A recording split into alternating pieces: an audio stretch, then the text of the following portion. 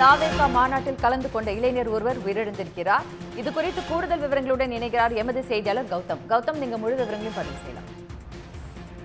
நீலகிரி மாவட்டம் கோத்தகிரி பகுதியில் இருந்து 4 இளைஞர்கள் இன்று நடைபெற்ற மதுரையில் நடைபெற்ற தமிழக வெற்றி கழகத்தின் மாநாட்டிற்கு சென்றுள்ளனர். அங்கு அதிக வெயில் காரணமாக மூச்சு திணறல் ஏற்பட்டு இளைஞர்கள் 2 பேர் மயக்கமடைந்துள்ளனர். அவர்களே அங்கிருந்த அருகே இருந்த மருத்துவ உதவியாளர்கள் மீட்டு சிகிச்சை அளித்துள்ளனர். அந்த நேரத்தில் விஜய் அவர்கள் மேடைக்கு வரக்கூடிய நேரம் என்பதால் அவர்களை அருகே இருந்த அரசு மருத்துவமனைக்கு அனுப்பி வைத்துள்ளனர்.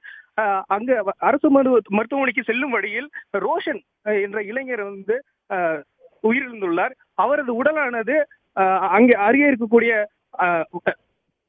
மருத்துவமனையில் அனுமதிக்கப்பட்டு தொடர்ந்து அவரின் பிரேத பரிசோதனைக்காக மதுரை அரசு மருத்துவமனையில் அனுமதிக்கப்பட்டுள்ளார்.